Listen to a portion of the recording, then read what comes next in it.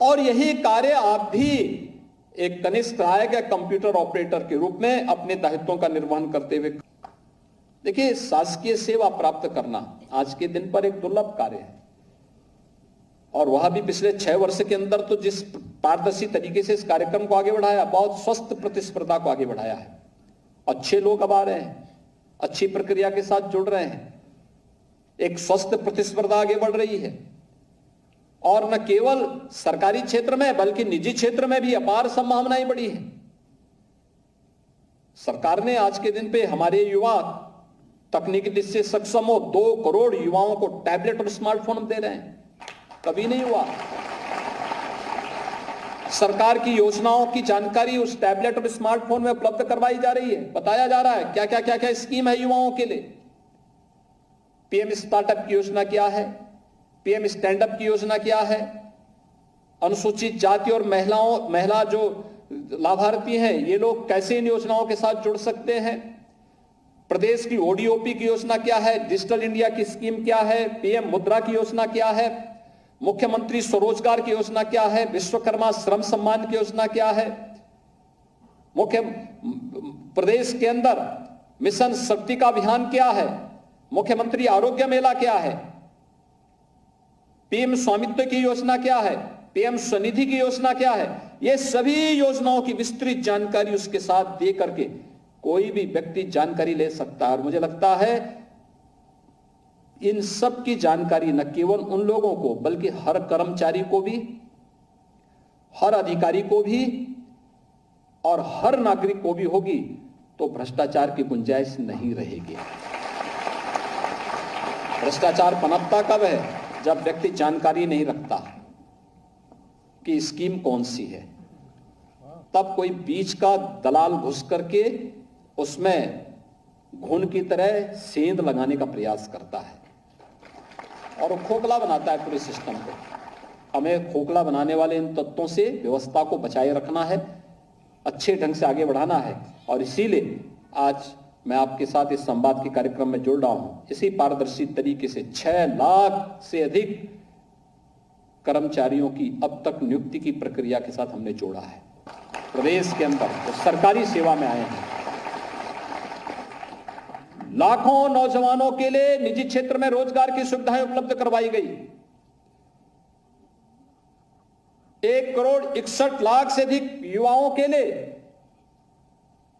MSME sector में भी हम लोगों ने द्वार खोले।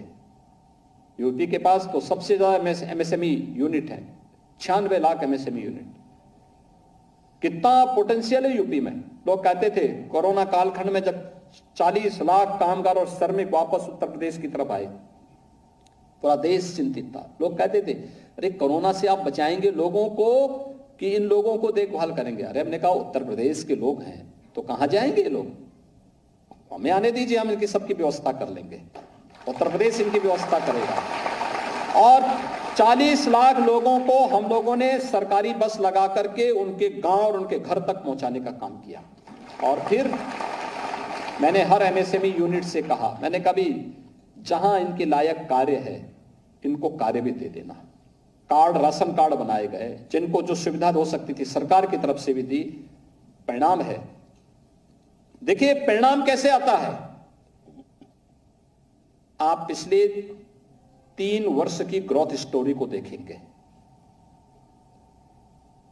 जिस राज्य से ये लोग आए हैं, जितने प्रतिशत वहां कम हुए हैं उतने नेगेटिव ग्रोथ वहां का रहा है, उस राज्य का रहा है।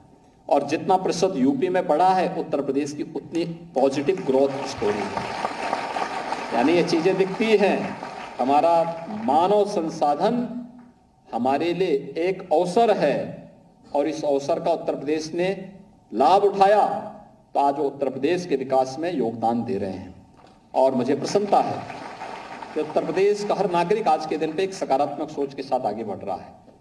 और उस सकारात्मक सोच के साथ सबसे बड़ी जिम्मेदारी बनती है सरकारी कार्मिकों की कि वे भी उस सकारात्मक सोच के साथ आगे बढ़ाएं, मजबूती से समाज को लीड करें, बताएं, अच्छी योजनाओं की जानकारी दें, सकारात्मक बोलना शुरू करें।